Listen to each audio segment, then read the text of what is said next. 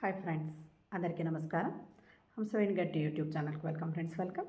ఇంతవరకు ఎవరైనా నా ఛానల్ని సబ్స్క్రైబ్ చేసుకోకపోతే please subscribe my channel masters. ఈరోజు మనము ధ్యానిగా జ్ఞానిగా మనల్ని మార్చేది సజ్జన సాంగత్యమే అనే దాని గురించి తెలుసుకుందాం ఫ్రెండ్స్. అది సజ్జన సాంగత్యం చేయడం ద్వారా మనము ధ్యాని ప్లస్ జ్ఞాని కూడా అవుతాం ఫ్రెండ్స్.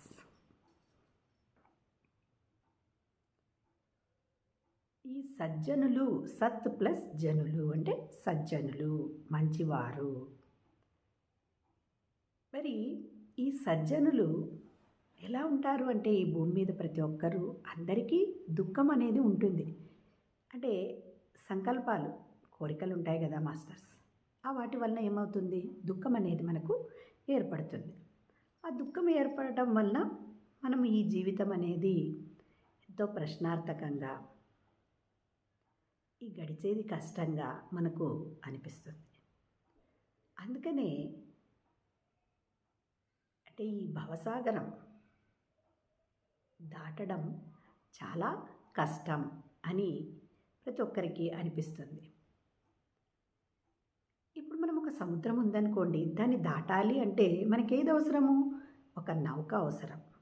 అలాగే మనము ఈ జీవితం అనే నౌకను, అంటే ఈ జీవితం అనే సాగరాన్ని, భవసాగరాన్ని దాటడానికి మనకు కూడా ఒక నౌక అనేది కావాలి. ఆ నౌక ఏది అంటే ఫ్రెండ్స్, మరి అదే సజ్జన సాంగత్యము. అంటే ఆ నౌక దాటడానికి మనకు అవసరమైనది సజ్జన సాంగత్యము అనే నౌక మనల్ని ఈ దుఃఖసాగరము, ఈ భవసాగరమైన మన జీవితాన్ని ఒడ్డుకేస్తుంది అని చెప్తారు ఫ్రెండ్స్. మరి త్రిజగతి సంగతి సజ్జన రేఖ భవతి భవార్ణవ తరుణే నౌక.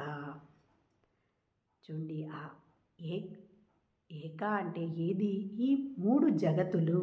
అంటే మూడు జగతులు అన్నప్పుడు ఏది అంటే ఫ్రెండ్స్, చక్కగా మూడు జగతులు అన్నప్పుడు మనము చక్రాలు కింద నుంచి తీసుకుంటే మూలాధార చక్రము, మరి స్వాదిష్టాన చక్రము, మణిపూరక చక్రము. ఈ మూడు చక్రాలను, అంటే ఈ మూడు లోకాలను దాటడానికి ఉపయోగపడే ఏకైక నావ సజ్జన సాంగత్యము. మరి ఈ సజ్జన సాంగత్యము అనేది మన మూడు లోకాల నుండి బయటపడేస్తుంది. అంటే ఇక్కడ ఉన్న ఈ చక్రాల్లో ఉన్న వాళ్ళంతా అదో, అంటే కింద చక్రంలో ఉన్నవాళ్ళు అన్నమాట. అలాగే పై మూడు చక్రాలు ఉన్నాయి కదా ఫ్రెండ్స్, మరి ఏది, మరి మణిపూరకం తర్వాత ఉన్న మూడు చక్రాలు అనాహత, మరి ఆజ్ఞాచక్రము. ఇవన్నీ ఈ మూడు చక్రాలు, ఈ మూడు చక్రాలను మనము దాటగలిగితే మనము చక్రాతీత స్థితికి వెళతామన్నమాట. ఇక్కడ మనము ఎన్నో విషయాలు తెలుసుకుంటూ ఉన్నాం కదా ఫ్రెండ్స్. అలాగే మరి ఇక్కడ సావిత్రి గురించి మనము తెలుసుకోవాలి ఫ్రెండ్స్. సావిత్రి భర్త సత్యవంతుడు, మళ్ళీ అతను పాము కాటేసి అడవికి పోయినప్పుడు చనిపోతాడు కదా. సావిత్రి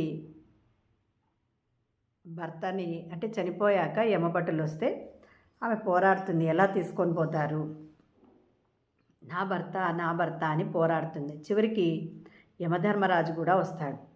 యమధర్మరాజు కూడా వస్తే ఆమె ఏం చెప్తుంది, అప్పుడు కూడా లేదు, తీసుకొని పోవడానికి వీలు లేదని చాలా అడ్డుపడుతుంది.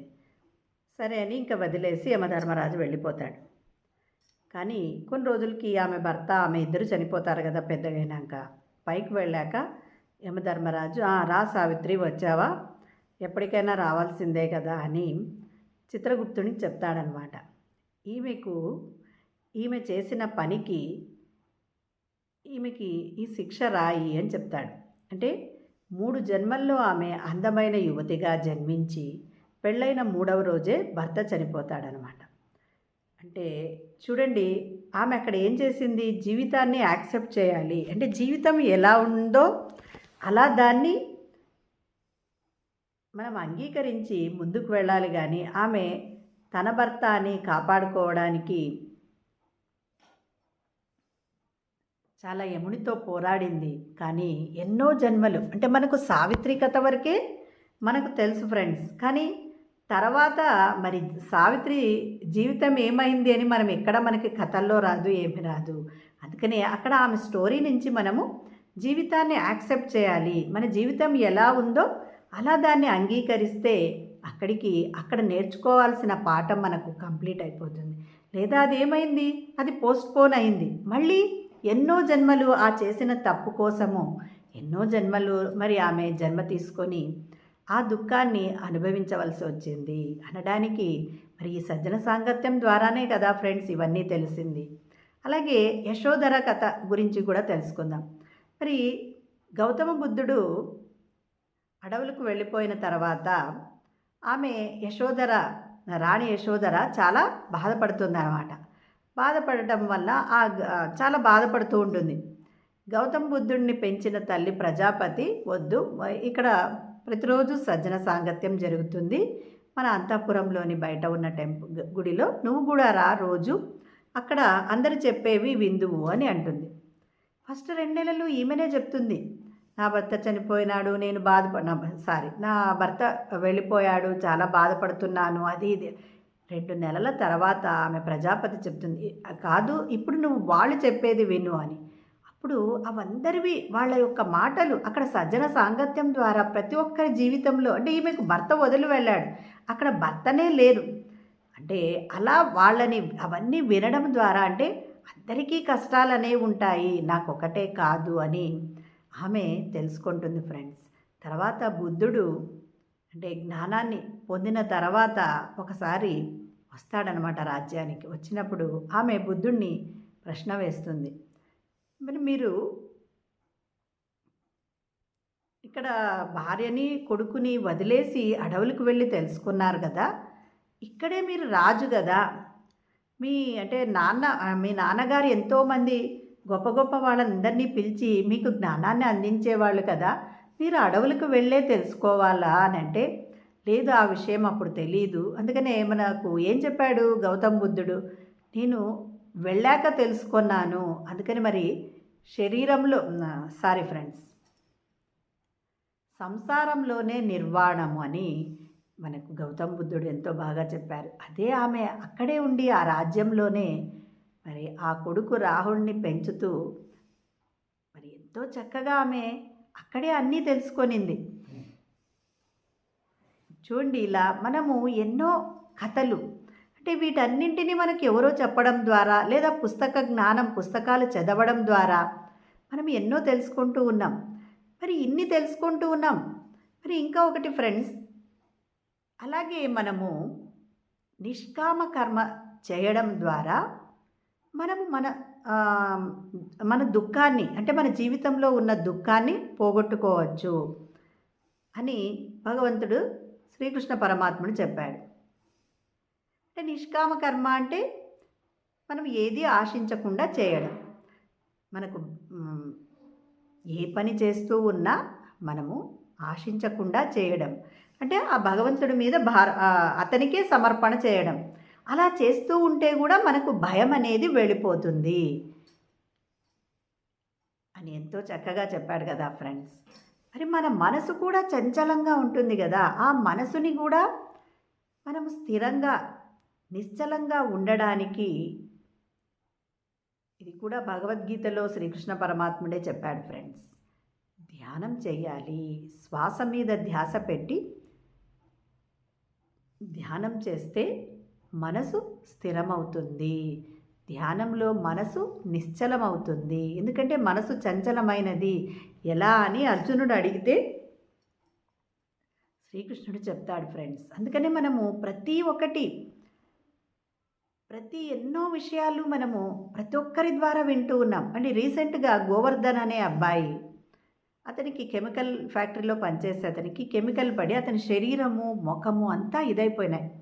డాక్టర్లు ఇతను చనిపోతాడు అన్నాడు. అటువంటి విపత్కర పరిస్థితుల్లో స్నేహితుని ద్వారా ధ్యానం నేర్చుకొని ధ్యానం చేస్తూ ఇప్పుడు మనకు మొన్న జరిగిన డిసెంబర్లో జరిగిన ధ్యాన మహాయజ్ఞానికి కూడా వచ్చాడు ఫ్రెండ్స్. ఇది వాట్సాప్ గ్రూప్లో అన్ని దగ్గర పెడుతూ ఉన్నారు చూడండి. అంటే అతనికి అవన్నీ కెమికల్స్ పడినప్పుడు అతని ఫేస్ ఎలా ఉంది, ఇప్పుడు ఎలా మామూలుగా మామూలు అందరూ ఎలా ఉంటారో అలానే ఉన్నాడు. అంటే ధ్యానం అనేది ఎంత గొప్పది, మరి ఈ ధ్యానం అనేది మహా గొప్పది, స్వాధ్యాయం అనేది మహా గొప్పది అనేది ఎలా తెలిసింది ఫ్రెండ్స్? మనం ఎంతో సజ్జన సాంగత్యం చేయడం ద్వారా మరి మన పిఎంసిలో 24/7 ఎప్పుడు సజ్జన సాంగత్యం జరుగుతూనే ఉంది. మరి వాళ్లకు ఎన్నో రోగాలు పోయాయి, వాళ్ళ జీవితంలో చాలా ఆనందంగా ఉన్నారు, వాళ్ళ జీవితంలో అనుకున్నవన్నీ సాధించారు అని ఇన్ని విషయాలు చెప్పడం వల్ల మనకి ధ్యానం ఎంత గొప్పది, మరి మౌనం ఎంత గొప్పది, మరి స్వాధ్యాయం ఎంత గొప్పది అనే విషయాలు ఎన్నో విషయాలు తెలిసినాయి కదా ఫ్రెండ్స్. మరి అలాగే ఒక ఆమె పత్రిజీ సార్ ఏం చెప్తారు, మనం ఏమనుకుంటే అది జరుగుతుంది అని చెప్పారు కదా. ఆ మాటను తీసుకొని ఆమె అంటే క్యాన్సర్ రావాలి అని కోరుకునింది ఫ్రెండ్స్. క్యాన్సర్ వచ్చింది, దాన్ని క్యూర్ చేసుకొనింది 3 ఏళ్ళు అవస్థపడి. అంటే చూడండి, మనం ఏమనుకుంటే అది సాధించవచ్చు, ఏమనుకుంటే అది జరుగుతుంది అని అన్నాడు కాబట్టి క్యాన్సర్ రావాలి అనుకొని దాన్ని పోవడానికి కూడా కష్టపడింది. అంటే ఆ 3 ఏళ్ళు చాలా సివియర్గా ధ్యానం చేసి చాలా అవస్థలు పడింది, కానీ పోగొట్టుకునింది. అంటే ఆమె ఏం చెప్తా ఉందంటే, ఎంతమంది ఎలా ఉన్నారు చూడండి మాస్టర్స్, అంటే సారు చెప్పిన ప్రతీదీ చేస్తూ ఉన్నారు. అంటే అందుకనే సజ్జన సాంగత్యం అంటే మనము వాళ్ళు తెలుసుకున్న సత్యాన్ని మనము తెలుసుకొని మన జీవితాన్ని సుసంపన్నం చేసుకోవడం. అలా అంటే అలా చేసుకుంటూ అంటే వాళ్ళు ఏం చెప్పారో దాన్ని కూడా ప్రాక్టికల్గా కూడా చేస్తూ ఉన్నారు. అవన్నీ మనం ఆ పిఎంసిలో చూస్తూ ఉంటే ఎన్నో విషయాలు తెలుస్తాయి ఫ్రెండ్స్. అందుకనే ఈ దుఃఖసాగరమైన జీవితాన్ని దాటడానికి ఆ సజ్జన సాంగత్యం అనే నౌక మనకు జీవితంలో ఉపయోగపడుతుంది అని మరి శంకరాచార్యుల ద్వారా చక్కగా తెలుసుకున్నాము. అది మన పత్రిజీ సార్ మనకి ఎప్పుడూ చెప్పారు. కాబట్టి ఇంకా ఎన్నో విషయాలు మనం పిఎంసి చూస్తే మరి జూమ్లలో కానీ ఇదంతా సజ్జన సాంగత్యమే కదా ఫ్రెండ్స్. మరి ధ్యాన మహాచక్రంలో 11 రోజులు జరిగింది సజ్జన సాంగత్యమే.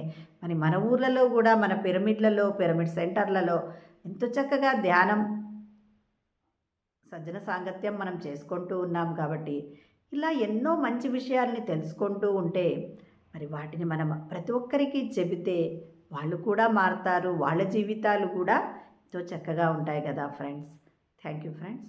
మరి అలాగే ధ్యానం ఎలా చేయాలి, మరి సుఖ స్థిరాసనంలో కూర్చోవాలి. పైన కూర్చున్న వాళ్ళైతే కాళ్ళు 2 క్రాస్ చేసుకోవాలి, వేళ్ళలో వేళ్ళు పెట్టుకోవాలి. అద్దాలుంటే పక్కన పెట్టేయండి. మన సహజమైన శ్వాసను గమనించడమే ధ్యానం ఫ్రెండ్స్. మరి శ్వాసను గమనిస్తూ ఉండడమే ధ్యానం కాదు ఫ్రెండ్స్. మనలోనికి మనం వెళ్ళి మన మనసు నిర్వీర్యం అంటే మనసు నిశ్చల స్థితికి నిశ్శబ్దంగా ఏర్పడే వరకు ఆ శ్వాసను ఆలోచనలు వచ్చినప్పుడు గమనిస్తూ తర్వాత మరి ఆలోచన రహిత స్థితికి చేరుకోవడమే ధ్యానం friends. Thank you masters. Thank you friends.